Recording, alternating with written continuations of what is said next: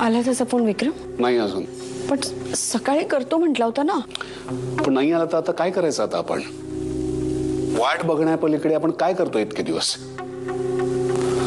मला होतं ना, मला स्वतःची आता लाज वाटायला लागली की एका कळसूत्री भावल्यासारखा मी नाचतोय त्याच्या तालावर. विक्रम, अशी चिडचिड नको ना करूस, शांत हो. बरं मी ठेवते फोन, नाही तर तो करत असायचा आणि त्याला एंगेज लागायचा. मला सांग, कॅप्टनला काही सांगायचंय की नाही? खरी नाही, पत्ता नाही सांगणार.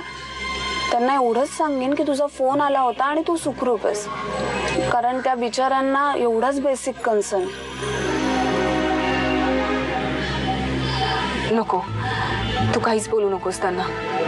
माझी हिम्मत झाली की मीच बोलेन त्यांच्याशी, फोनवर किंवा भेटून. अनन्या, तुला नक्की माहितीये विक्रमच्या मुलीला किडनॅप करण्यात कोणाचा हात आहे? तोच माणूस आहे. आय मीन, विक्रम तरी तेच म्हणाला होता. का तू का विचारतेस असं? कॅप्टन विक्रमला कधीच माफ करणार नाही, आणि तो मिलिटरी डोक्याचा माणूस आहे. बदला घेण्यासाठी तो काहीही करू शकतो, आणि त्याचा तू आणि मी विचारही करू शकत नाही. पुढच्या अर्ध्या तासात बरोबर मानखुर्दला पोचायचं. हा, हायवेवरून पहिला लेफ्ट घ्यायचा. तो रस्ता जिथे संपतो तिथे थांब. विक्रम, तू बरोबर 35व्या मिनिटाला मानखुर्दला पोहोचला पाहिजेस. हा, कसं शक्य? मी आत्ताच घरी आलोय आणि अर्ध्या तासात मी कसं मानकुरला पोहोचणार? मी तुला सांगितलं होतं घरी जायला.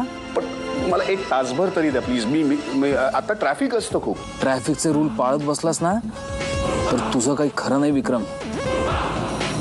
2 मिनिटं वाया गेली आहेत Vikram. Your time is running out. Okay okay, मी निघतो. काय आता? काय मानखुर्दला? हो, 35 मिनिटात मानकुरला अरे पोहोचायचं. पण कसं पोचशील आय तू? Don't know. हे बघ, मी हे कदाचित काम केलं तर देवी परत येईल. मी निघतो. हा, विक्रम, बॉक्स बॉक्स. आलोच मी.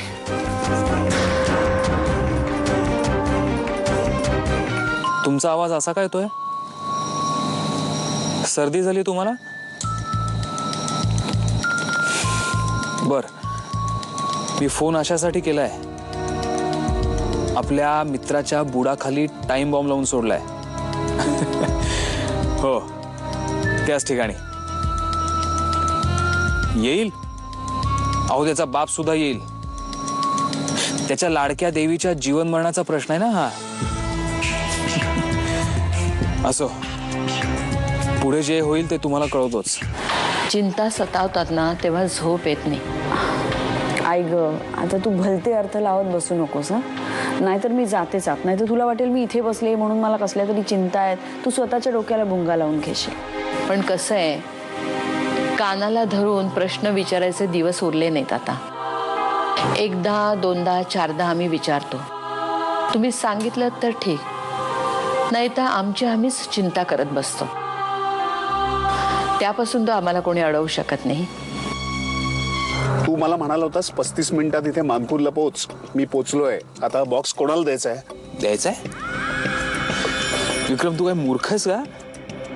अरे, तो बॉक्स कुणाला जर दिलास ना तर उद्या पोलीस तुला टेररिस्ट म्हणून उचलून नेतील. म्हणजे त्या बॉक्स मध्ये बॉम्ब आहे. बॉम्ब. आणि मी तुला 35 मिनिटात पोहोच एवढ्यासाठीच सांगितलं होतं, कारण 35 मिनिटात तो बॉम्ब डिटोनेट होईल. हा, इट्स गुड की तू 34.5 मिनिटात इथपर्यंत पोहोचलास. पण आता पुढच्या 12 सेकंदात तो बॉम्ब फुटेल. विक्रम, तू गाडीच्या जवळपास नाहीयेस ना? म्हणजे असशील तर ईश्वर तुझ्या आत्म्यास शांती देवो मित्रा. Good bye.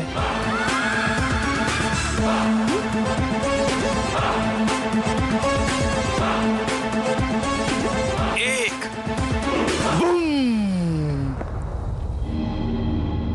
काय रे, इकडे लपलास काय? एक्सक्यूज मी,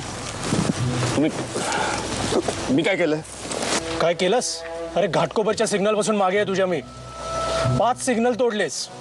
बुडाला अग्निबाण लावल्यासारखा गाडी चालवतोयस आणि विचारतोयस काय केलंयस? बघा काय रे, मुंबईचे रस्ते का तुझ्या बापानं विकत घेतलेत?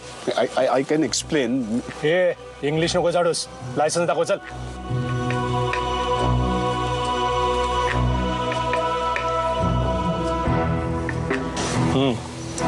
विक्रम वनारचे काय करतोस रे? चोरी की स्मगलिंग? आर्किटेक्ट आहे मी. चल चौकीवर चल. आपण साहेब तुम्ही चल म्हटलं ना. साळवी गाडीत घाला याला. चौकीवर नेऊन बांबू लावल्याशिवाय खरं बोलणार नाही.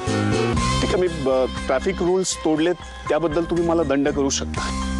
आणि यावर जर तुम्हाला जर दादागिरी करायची असेल तर चला, मी येतो चौकीवर. मी दाखवतो माझ्या पोलिसात किती ओळखी आहेत. हे तिचे ठीक आहे, उद्या चौकीवर येऊन लायसन्स घेऊन जा. ओके. काय काय नवीन डेव्हलपमेंट? त्याचा फोन आला होता. विक्रम आत्ताच घाईघाईत गेलाय तो बॉक्स घेऊन. जाताना फक्त एवढंच म्हणाला की मानखुर्दला पोचायचे 33 मिनिटामध्ये. मयंक 1 तास झाला त्याला जाऊन आता. मानखुर्द तिकडे काय? जे काही घडेल ना ते मला कळवत राहा. हा सगळा गुंता आजच्या आज सुटायला हवा, नाही तर सगळंच अवघड होऊन जाईल. हो ना.